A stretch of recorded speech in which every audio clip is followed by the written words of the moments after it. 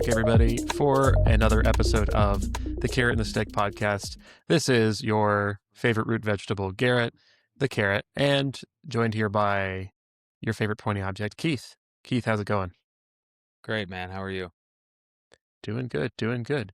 We've got a number of new people joining the Bittensor community lately. And so we thought this would be a good opportunity to start off this podcast with going back to basics a little bit and kind of giving an intro to you guys on Bittensor. And then after that, we've got some exciting news to cover with some changes happening at the foundation. And what does this mean for the future of chain development? And what does this mean for chain fees and transaction fees? So it should be a good episode. Let's just dive right into it. Keith, lead the way. Yeah, I think this is a great topic to start with because one of the things that you notice when you've been in Bittensor for a while is that we go through these sort of phases or flows of people coming into the project, and we're in the middle of one actually right now of hundreds, maybe even thousands of new token holders joining. We've got the metrics with our app, the TAO.com app, so we can see this actually happening every day. I can see it on my follower count. You know, the sort of like X-verse or Twitter-verse for Bittensor gets slightly disrupted during these times because you get all of these new like people coming in, and some of them might have like 100,000, 20,000 followers. And so, like, and I see these names pop up and I'm like, I've never seen this guy talk about Bittensor. How does he know? Like, where is this coming from? So I thought it would be cool just to spend a couple minutes, go back to the basics a little bit, and talk about where we're at as a project at this moment, what you hold when you hold TAO, you know, what that token actually is. Because if you go back a year and a half, and then if you go back like 2 years, the project's actually very different in terms of what you're actually holding today than what it was at these different, you know, sort of touch points, whether we're actually like, you know, allocating emissions through the validators like we were, or even before that. And the token is just like a totally different thing than it was. And depending on what information you're absorbing that, you know, made you kind of get interested in Bittensor and actually buy TAO on whatever exchange that you did, or through our app, you know, that can kind of like, you come in knowing different things, and you might be coming in on like the wrong timeline, you know? Yeah. My heart skipped a beat when the one and only Elon Musk actually posted the Tau symbol on X. I don't think it's related, but I opened my phone. That's the first thing that I see, and I was like, holy cow. Yeah. But we'll get him Tau pilled sooner or later. Yeah. Everyone sooner or later comes to the table. But let's just talk about a couple of the basics with Bittensor. TAO, same thing as Bitcoin, 21 million, roughly a 4-year halving schedule. You can see that you saw it play out over the last, 4 years, essentially. We launched roughly at the end of 21. We halved at the end of 25. So there's some recycling mechanisms that sort of push the halving out with like subnet registrations and things like that. But those things on balance don't have too great of an impact when you're talking about the halving schedule. So just from like an awareness of the tokenomics aspect, I think we're at something around 10.8 million tokens emitted at this point. Of course, the halving happened back at 10.5 million in December. And I think it's interesting to also know the lay of the land a little bit. And I got a couple numbers handy that I want to bring up here. So, of that TAO that's in circulation, that 10.8 million or so, 50% of that TAO is staked to root. We'll talk about what that means in a second.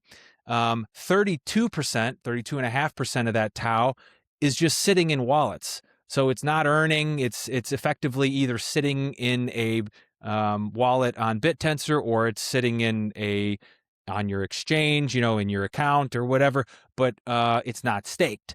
And then there's the 18% of that 10.8 million that's staked into subnets. So that is the balance, the 18, the 32, and the 50 roughly equal all of the TAO in existence at this point.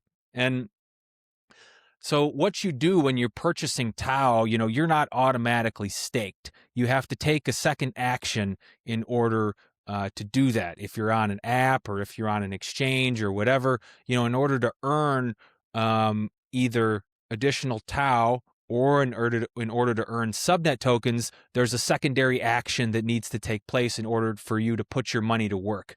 So, a lot of that 32% that hasn't been staked either on root or in subnets is potentially held by exchanges or with traders or market makers or whatever. So some of that stuff will never make its way in, but a lot of it is people that probably don't know what's going on, and so it just from like an awareness standpoint, put your money to work for you. If it's on root, you have two options to do that, and root really just means taking your TAO and putting it behind a validator.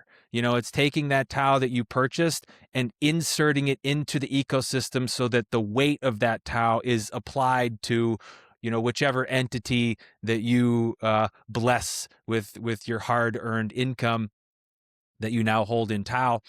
And when you do that, you can choose whether to earn additional TAO or to earn alpha tokens. And you can go back to our last episode and we talk about this in some depth there. But there's a feature where, you can claim your tokens or keep your tokens. And that allows you to earn alpha tokens without having to swap any TAO for them. Actually, there's also another feature that by default, when you stake to root, your wallet will automatically take that alpha that you would have earned, convert it to TAO, and then you earn TAO that way. There's a huge disparity in the amount of in the rate of earning, essentially.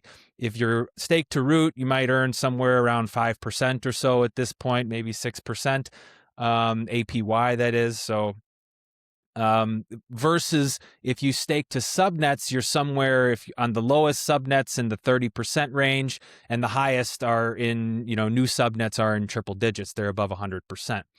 We're not going to go into all the reasons why that is right now, but just know that there's money to be made by increasing your risk appetite, because when you take your TAO and you put it on root, you can't lose any TAO, right? If you put 10 TAO on root, of course the value of TAO can go up and down from 200 to 300 to 1,000. But your 10 TAO is always going to be at least 10 TAO or more, depending on what you're earning. If you stake your TAO into subnets, what you're doing is taking that TAO token and you're inserting it into the subnet pool. So what you're saying is I'm going to increase the value of this subnet token. I'm going to take my TAO, put it into the subnet pool. I get some alpha token, some subnet token out. That's the thing that you earn the 30 to 100% plus APY on. And that's where the additional layer of risk comes in, because potentially if the subnet price, the price of that token goes down in the time when you have your TAO sitting in the pool, when you take your alpha tokens and turn them back into TAO, the conversion rate can go down because the price is the conversion rate. So that's the additional level of risk exposure. There's some confusion around well, I hold TAO, so I hold all the subnets. You don't. You don't hold all the subnets when you hold TAO. You hold the ability to earn all of the subnet alpha tokens. You have the potential to earn those tokens. You also have the potential with that TAO, of course, to swap into those tokens, but you don't actually own it. Subnet tokens can all the subnet tokens can double in price, and if you hold TAO, your TAO may or may not move at all, depending on the dollar value of that TAO.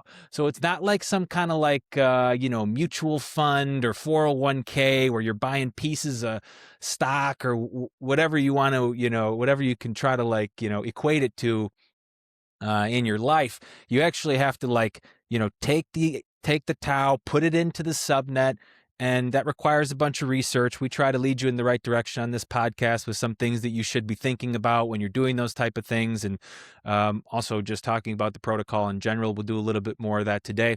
But that's kind of what I wanted to do, is really just kind of wrap that up a little bit. And hopefully I did it in less than 10 minutes here. and just kind of like bring people up to speed with where everything's at and eliminate some of the confusion as to what they hold when they're holding Bittensor TAO. Yeah, I think that's a great explanation. I think, like when I think about Tau versus Alpha, it's kind of like if you guys have ever used like Robinhood to invest in stocks or something, like you have to load cash into Robinhood and then you can go buy stocks afterwards. Loading cash into Robinhood doesn't mean that you have stocks. It just Right. means you have some gunpowder to go buy stocks. It's the same thing here is that if you have Tau in your wallet, let that Tau work for you. At the very least, stake it to root. And we make that super easy in the TAO.com app where you can just stake it right away, but explore the subnets and like it's volatile. There's risk involved there. You be warned, but that's where all the opportunity is too. Like there's so much to explore in the subnets.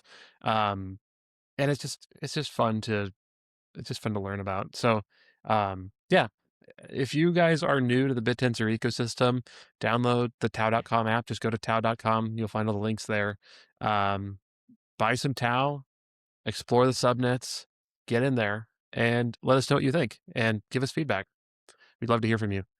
Yeah. Speaking of hearing, I got a comment on the last episode that my background is like super boring and blank and white.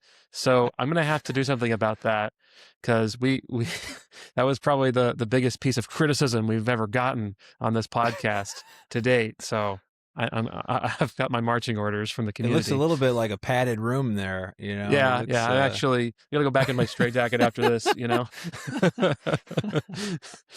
Well, for those wondering, this is my office. This is an actual office. I'm okay. I'm not held hostage anywhere. This is it's a real place. I'm not stuck yeah. here.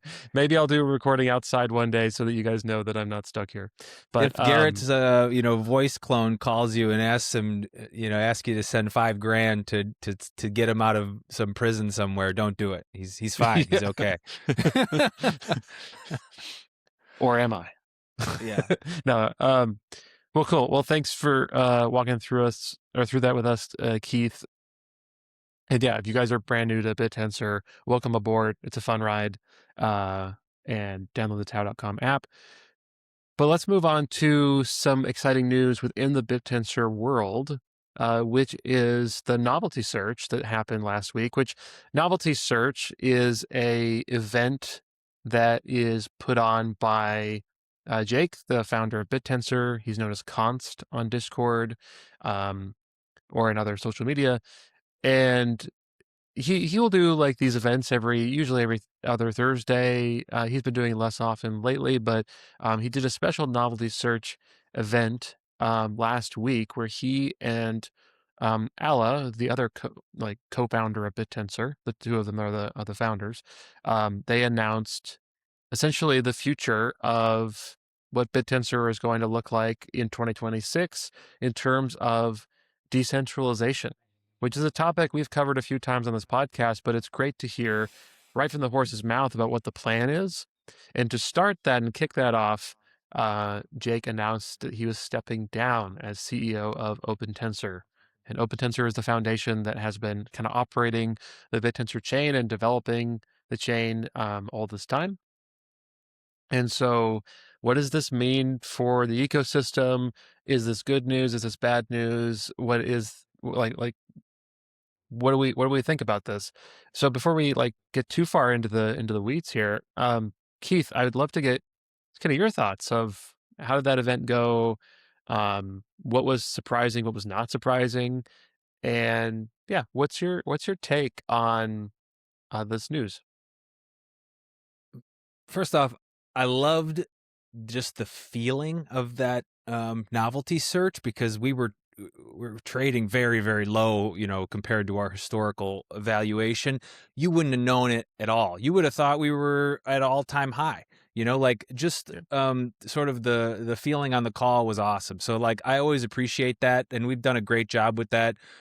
For legal reasons, I think in the beginning of keeping Price Talk out of the Discord and everything, which we still do today. But Price Talk really never makes its way into these conversations. So it's a beautiful container to get some real work done instead of everyone. I mean, there's 15 different channels you can go to talk about Bittensor and Subnet. alpha price. So go do that there. But that's what I loved about it, is that anyone listening to it would think like, well, everything's going great. And it's because inside it is going great, Uh, I could kind of equate this to like when your dad's teaching you to ride a bike or something. You spend a few hours probably with him running alongside, holding on to the handlebar or the back of the seat or whatever. And Jake spent 4 years or 6 years or 8 years, however long this thing was incubated before it actually launched in 21. Holding on to that thing, and probably tried to like let go a couple times and saw like the whole ecosystem wobble. So I'm excited to like see that he has the confidence that we're in the space. And we've developed and evolved to the point that we are now, to where, dude can let go of the bike and we can just kind of take off in the direction that we've been heading. And that's really what it is. Like, we've got so many people now in this project that are capable of contributing at a leadership level that was really hard to actually like get your kind of mind around before dynamic TAO, because a lot, other than running validators, there wasn't really a platform for people to sort of contribute to Bittensor in the daily grind type way. Like, okay, you can get people contributing through OpenTensor or whatever, but mostly those are like people that have jobs, they're hired, right?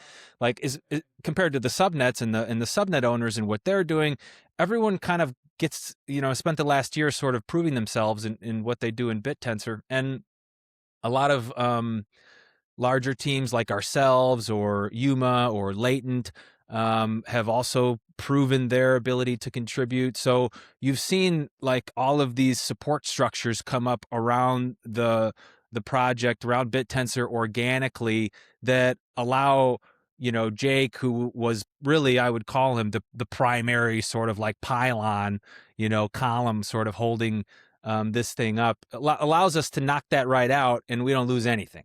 In fact, we might even gain something, because he gets time to do all of the other things that you can do when you're not trying to evolve Bittensor, including run his own subnet.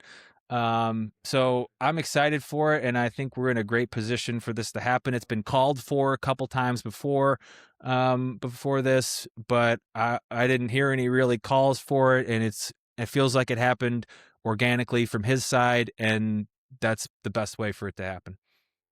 I think that I want to comment on like the point you made at the very beginning, which is that the vibe was very independent of the price. That's how the Bittensor ecosystem really is. Like, no matter what the price is, like, we're always working. We're grinding and we're making stuff happen. And I think that the decision for Jake to step down now was a natural, like, order of things, and it really is independent of anything going on from the outside of Bittensor. This was something that, I mean, they said this in the event as well, that this was the plan, and I can attest to that. I was brought into the Bittensor world through OpenTensor, and Jake was the first person I met in the ecosystem. And he told me on my first day working at OpenTensor, he said that the goal of OpenTensor is to basically to make sure that it is not the centerpiece of Bittensor, not the overlord of Bittensor, and eventually not even necessary in Bittensor.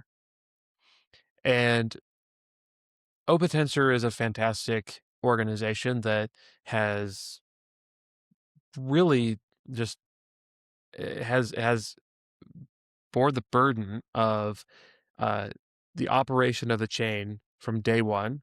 To this day, they still are the ones that are literally operating all of the chain nodes, and they have funded the team that is doing blockchain development, and up until the last year or so, has also funded every other team that's involved in Bittensor tooling and whatnot, like the old Bittensor wallet, which is what the TAO.com wallet used to be.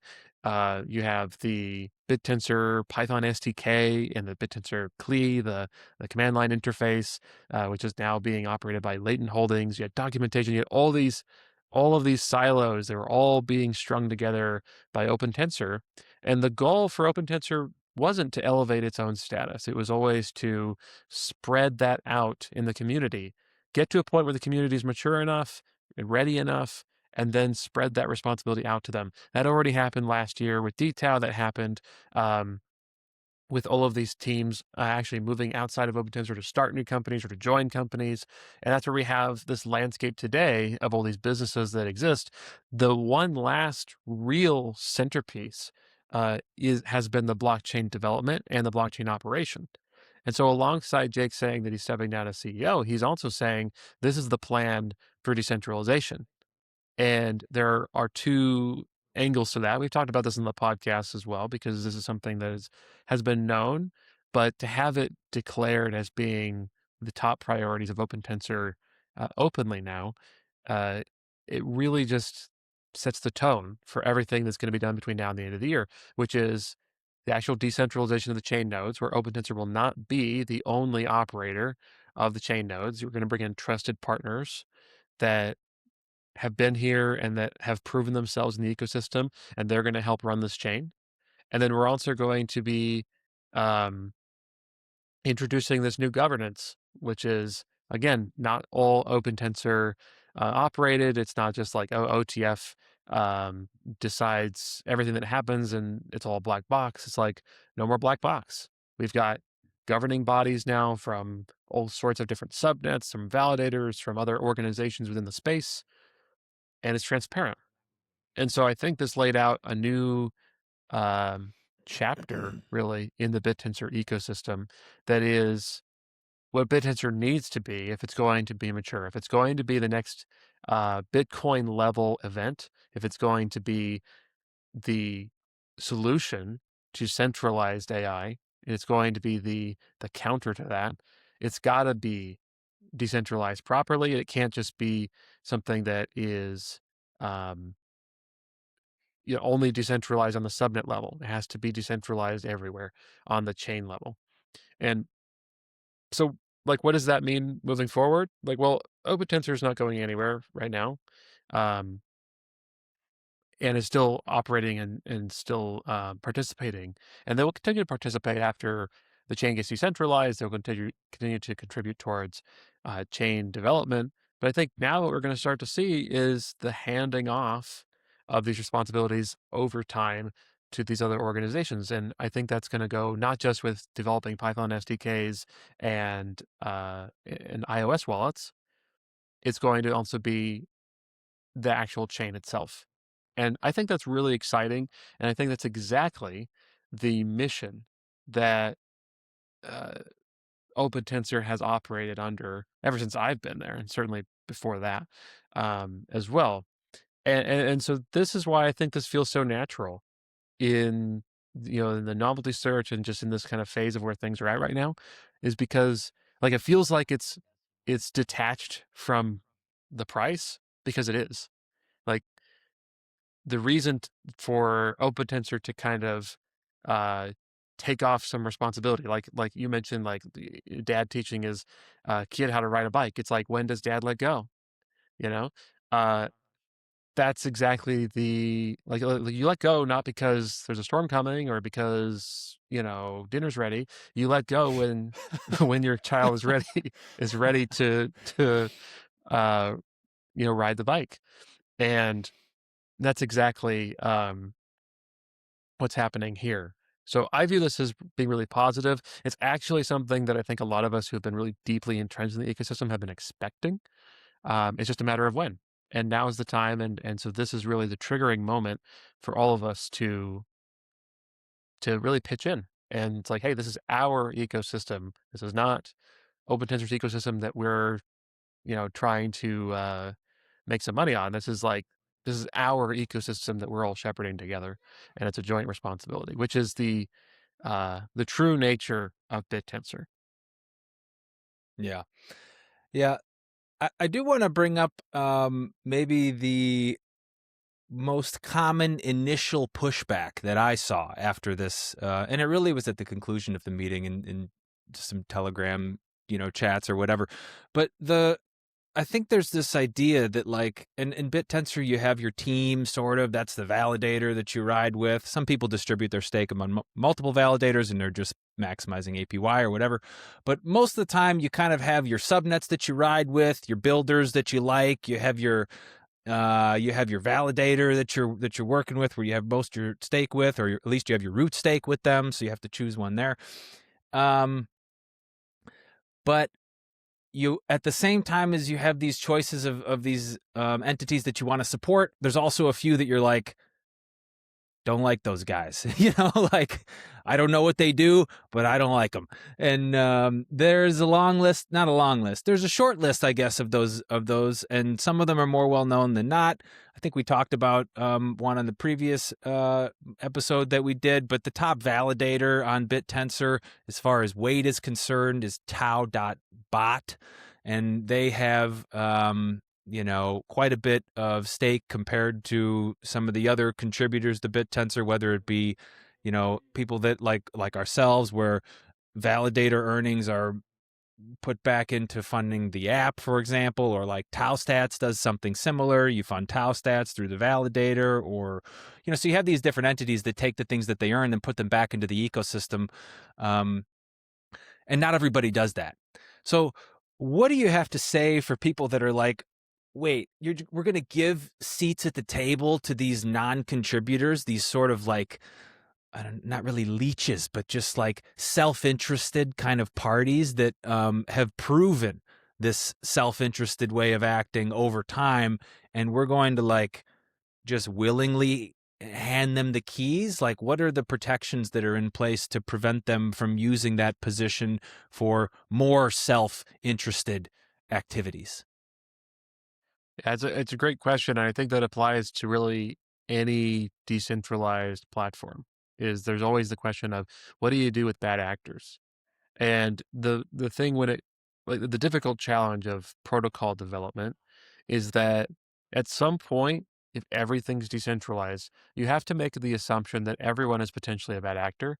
And the challenge, and this is something that I remember talking to Jake about a couple years ago, um, and like there was like this kind of phrase that I think he brought it up when we were talking, where he was like, you have to basically assume that everyone's a bad actor, and yet somehow something good still comes out of it. Um, and so, if everyone is self-interested, how do you align people's incentives so that some end result is still positive? Like, how do you make it so that everyone is achieving exactly what they are incentivized to achieve, but yet that's okay? And what's interesting is that we're kind of thinking now of Bittensor itself as a subnet, because this is Mm. exactly what subnet owners have to deal with, right? Mm-hmm. Assume every miner is a bad actor. Assume every miner wants to exploit your system, your design, your mechanism. How do you fix that? And how do you make sure that no matter what, they still have to do something that contributes towards your project? It's like, hey, I don't care if you're a bad actor or not, but you're not getting any money until you make this model more accurate than the next guy's. Okay. Like, there's, I think, an attitude there that we can actually learn from the subnet owners on when it comes to designing the protocol.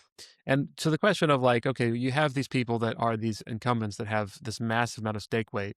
They're naturally going to get a seat at the table, right? Well, yes and no, because OpenTensor is not just gonna just check itself out and then we're just left here. That's not how those kinds of things work. I mean, OpenTensor is still operating things today and will still be a participant in this. It'll be a slow transition where they're going to partner with people that are um, high trust individuals or high trust companies that are already contributing, that are already participating in the either development of the chain or the development of something that's critical for Bittensor. And so they're going to be the first ones that are going to be a part of this decentralization effort. And so it'll slowly start to um, go more and more open to a point where by the time that a Tau.bot gets a seat at the table, um, I think that the level of influence that they will be less. This is not me making a prediction about anyone's particular stake weight or APY or anything. This is just saying that I think that by that time, we will be able to still have functioning governance. And I don't think that that's really something I'm too worried about because I trust the people that are involved in this project and kind of what is being done there to accommodate for people that are like, yeah, like maybe not contributors, maybe not really altruistic in terms of making everyone succeed. Which, by the way, to think about that a little bit is, I get this a lot where there seems to be a division between allegedly altruistic people that are doing something for the good of the chain or the good of the ecosystem, and then you have these other people that are apparently self-interested.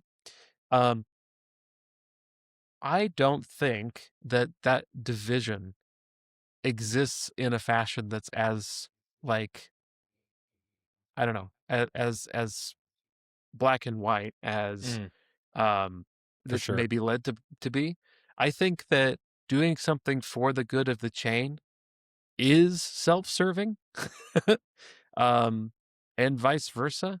Serving yourself is serving others, um, in a way, because if Bittensor as a project doesn't succeed, then none of us are going to succeed. If Bittensor as a project succeeds, then we're all going to have a piece of that success.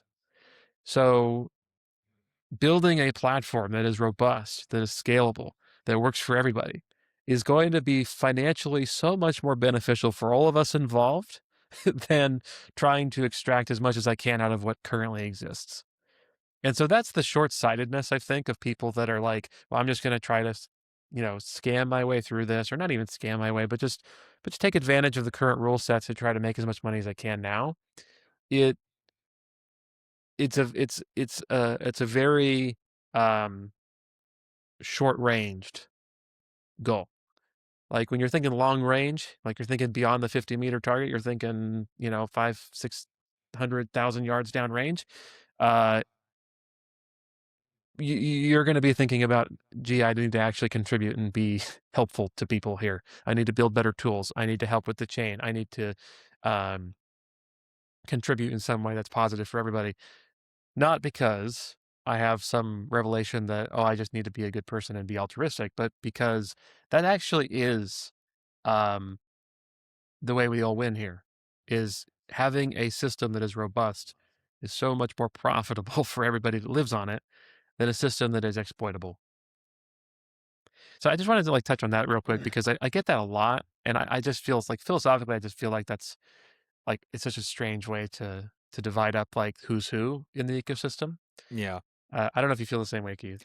Everybody's on a spectrum, and everybody sort of has their opposite on the other side. And from the other person's view, I'm the evil one. And from my view, they're the evil one, like, so like, and it just depends on who's telling the story. This is the lesson of history and, everything. It's the same thing within Bittensor. Bittensor, of course, has the added benefit of when there actually is something nefarious going on and the rest of the participants realize it, then you change the code to make the thing not happen anymore, or you introduce the new proposal to make that whatever thing to kill that thing. So that's the difference between like this and just the normal world, is we sort of have control over the board that we're all playing on as a group, and we can then change it to what you want to do is, and what we've been why Bittensor is essentially successful is you funnel that effort, that exploitation effort, into activities that like sort of naturally lead to the betterment and the evolution of the substrate itself. So we've been like, that's how Bittensor has turned into what it is today. We've talked about it before on the podcast, but I love talking about it because nobody else does this in the way that we do. We actually try to like, you let people make a bunch of money to break your thing so that you can like pick up the pieces later, and they don't pick up the pieces, you do. But we do it over and over, and everybody kind of like is on that ride. And it is painful, like you said, maybe in some of these short-term timelines to like look at something and see some exploitation happening, but long run, it always benefits us. Is the story that I've seen play out over and over and over, probably hundreds of times at this point. Yeah, Yeah, that is a major point, is that the worst actors on Bittensor are the best red team testers. You know, yeah, like if you're doing red team, blue team testing, blue team is always the defensive side, the red team's the attacker side. And the attacker side always tells you where your holes are. It always tells you where your vulnerabilities are. And we patch those, we make those better, and the ecosystem is stronger for it. So I think that's a great point, Keith. Um, this is why that, like we mentioned before in the spot a couple of times, I think that the BitTensor is more than just a chain. It's more than just a set of code. It's a ecosystem of people. It's a community of people. And this is the reason why I have so much faith in this group of people, is because we are resilient. We make changes when people try to break things, and when we're not breaking things, uh, we're building something that's more robust and more decentralized. We're giving more power away. And then when something bad happens, we band together and we fix the problem, and we just get stronger for it. And that's just how we're going to keep going, to a point where BitTensor becomes the most robust, most attractive, and most viable way to build, yes, to build AI, to innovate AI, but also to build startups. Like, hey, wouldn't it be great if it was just common knowledge that, yeah, you could go to Y Combinator for your little project of yours and try to get some funding and try to appease the VCs or what have you, or you could just come in BitTensor, and it's a meritocracy, and you just have miners that just compete with each other to solve your problems for you. Like, that's where we want to get to. yeah. And I think there's another aspect to this that I enjoy reminding people of, is that like if we as a community have chosen to put so much stake behind a certain actor that's maybe undoxed or proven to be self-interested over time, or maybe a little shady in the way that they get their work done within Bittensor, we have earned that person to be a part of the governance process. Like everybody contributing to them over time, we're riding, like you're riding with them. They're also TAO holders. They're alpha holders too. So you you got to eat some of your own cooking here a little bit, and then realize that hey, maybe I don't want to be staking with these people anymore because now it's going to be impacting the governance. Like it gives you an additional level of sort of like self-responsibility around your own tokens as well, because you're like, instead of just doing the thing that's going to make you the most money, you want to do the thing that's going to benefit your participation in Bittensor and your position within Bittensor over the long haul, or at least I do. I mean, other people will also have short-term interested things. It doesn't mean that you don't have like checks and balances when people get into, or when one of these entities like gets one of these governance positions. Of course, you have that still, and we'll talk at some point about exactly what that is and flesh all that stuff out. So it's not like you just hand the keys off to anonymous dev XYZ or whatever. So we're not doing that, but I like the fact that you have to like pay for the extraction that maybe you yourself have participated in as someone who's put stake behind one of these potential participants in the governance process. I think that's a great point, and I think that there are a lot of really attractive reasons to stake to a validator for APY and for all these kinds of other reasons. But when you're staking to a validator, you're staking to a business that operates within Bittensor. And I think it's important, just like as if when you buy into a subnet and you want to understand how that subnet works, who's running it, et cetera, like know that stuff about your validator. Like, what is your validator doing? What other projects are they working on? Like, this is something we try to be really transparent of at the TAO.com side, is that, yeah, we have a validator. We built that validator as a way to service our community of users with the TAO.com app. and expanding into other products that we're building. And so like that's what we're cooking on. And we're also contributing in other ways um, to the efforts of uh, making the protocol more robust.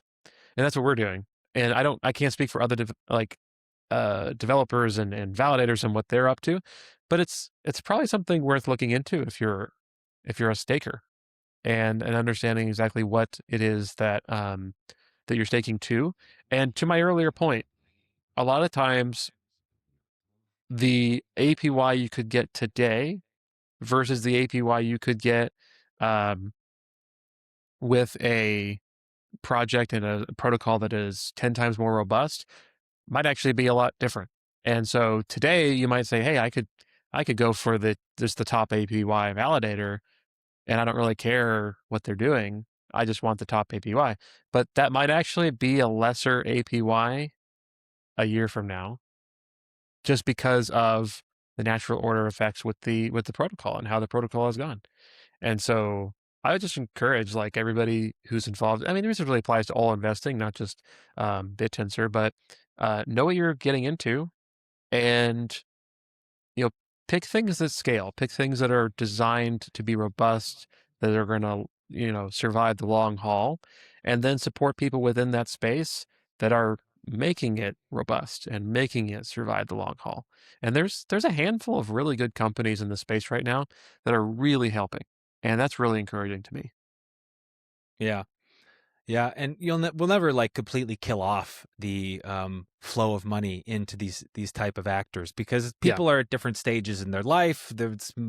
Some are just like money on money return. I don't care if I have to go, like drown a puppy in the backyard. If you give me some money for it, I'm going to go do it. Like that's how some people operate. And unfortunately, like you don't really get to pick who plays in the game with you. So, if you're going to be backing the blood diamonds instead of the lab grown or whatever, like that's just a choice you have to make yourself. Maybe you pay for it.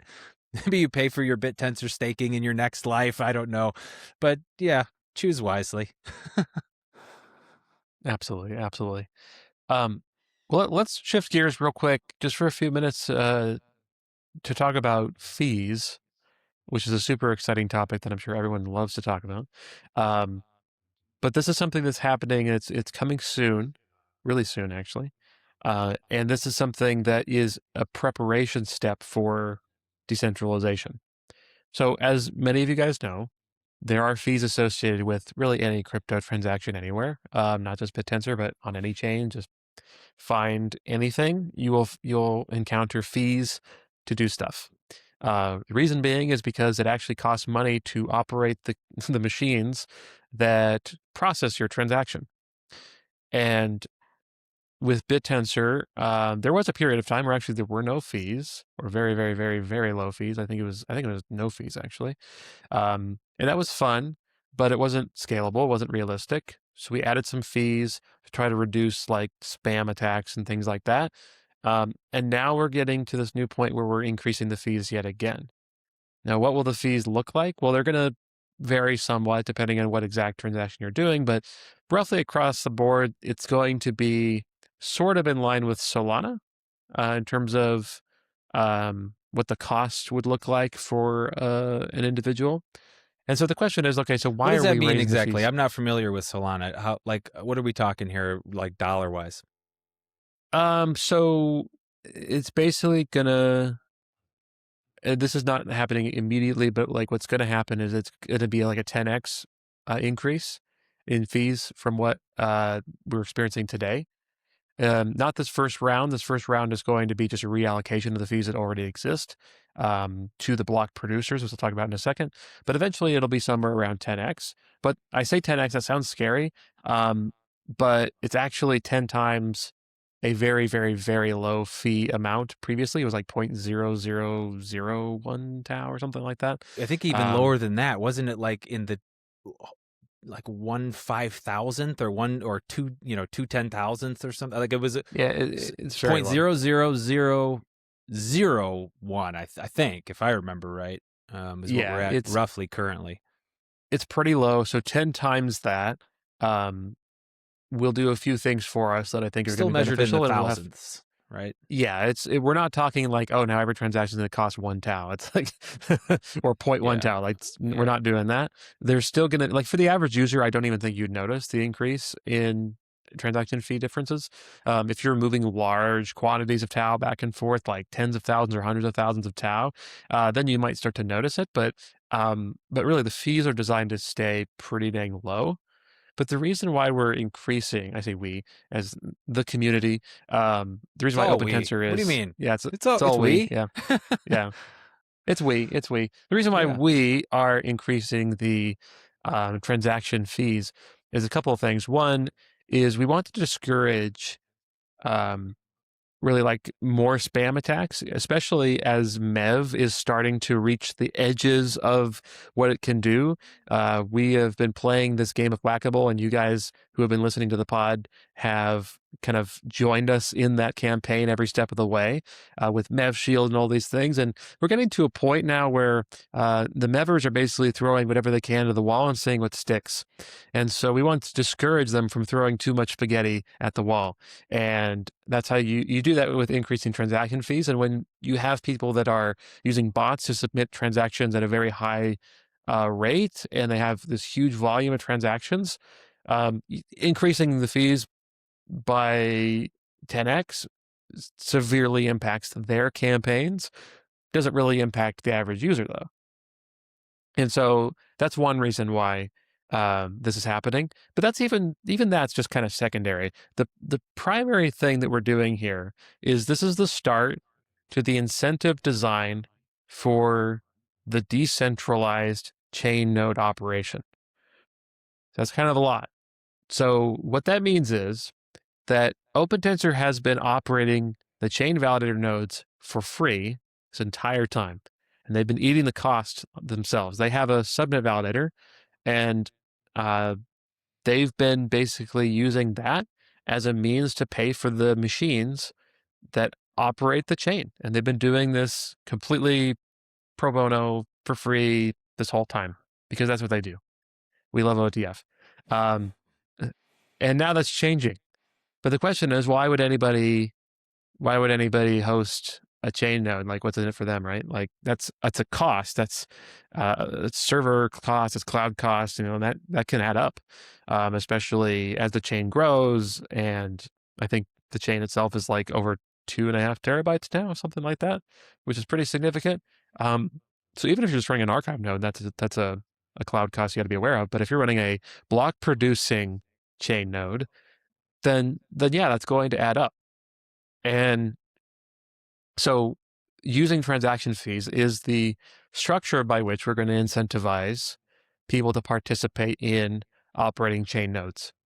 And this is a way that, yes, it'll be a stream of revenue for these companies that have already been onboarded or have already been kind of trusted and as part of the contribution for the community. And I think that this will be a good funding source also for just chain development and things like that. But really, this is an incentive mechanism for contributing towards operating the chain. And we're starting that now as a way to kind of play with the numbers and make sure that that these are where we want them to be, and make sure that everything's looking good, so that when we decentralize the chain fully and we bring on these other partners, that structure is already there. And it's not like, oh, we're bringing on 2 new companies to or 3 new companies, whatever it ends up being. We're going to bring on X number of companies to operate chain nodes, and all of a sudden people are paying out the wazoo for it.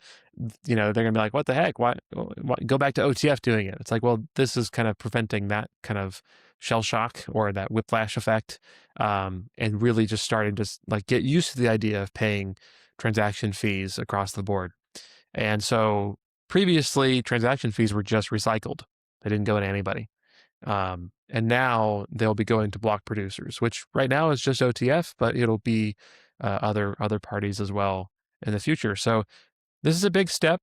It's a necessary step in decentralizing. This is part of what it means to be a decentralized platform. The benefits far outweigh the drawbacks here, because again, if you're a normal TAO holder and you're not transacting hundreds or thousands or hundreds of thousands of TAO per day, you won't notice the difference. And as a result, you have this mechanism that allows for the incentivization of any number of parties to contribute towards producing blocks, which makes the chain that much more robust, that much more secure, and it makes it an organism that is not just one company's project. It now is actually like this living thing that you can't kill, which is like it's really just it's necessary for us in Bittensor. Like this was an inevitable step. It's something that had been talked about even before the DTAO days. We've talked about decentralizing the chain. Increasing the fees here is a necessary step there. Has the side effect of also combating the MEV situation or the remnants of the MEV situation, I should say. Yeah. From an incentive standpoint, it makes sense. Everybody wants Bittensor to be more decentralized, so you need to hang a carrot out there. It's not just going to be, Garrett on the end of a stick.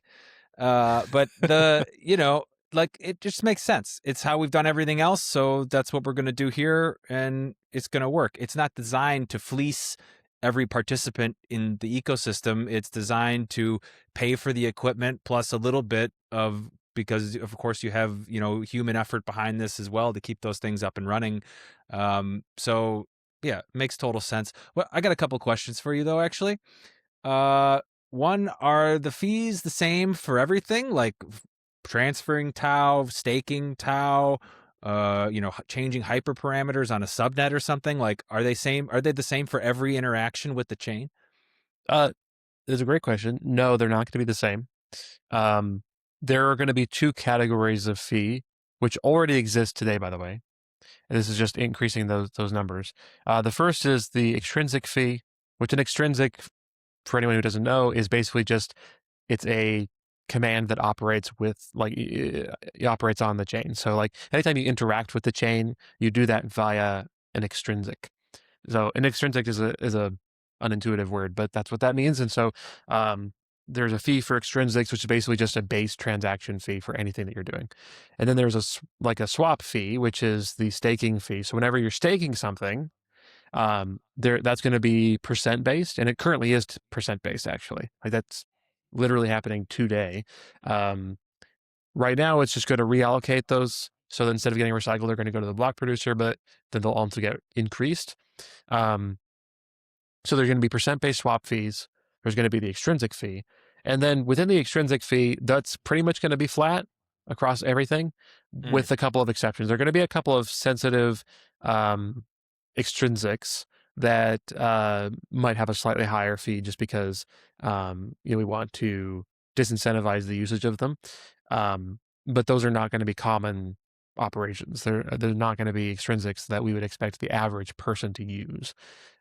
So there are going to be a couple of exceptions there, but generally speaking, it's two categories of fees. There's a percent-based swap fee for staking and unstaking, and then there's a flat extrinsic fee for anything else. Makes sense. And also, like from an awareness perspective, I like the fact that we've chosen different ways to do this and different amounts for these transactions, different transactions, because we're trying to disincentivize things that can be used against everybody on the chain, right? By increasing these costs in certain ways. And again, it's about incentive. So feels very natural and very Bittensor. How many like transactions or like extrinsics or happen per day? Do you have any idea like what we're talking about here as far as like how much, like if we just took what we had today in the existing price structure or new price structure, I'd be interested to know like what the amount of burn is today versus what's the amount that's going to be going to these node operators in the future.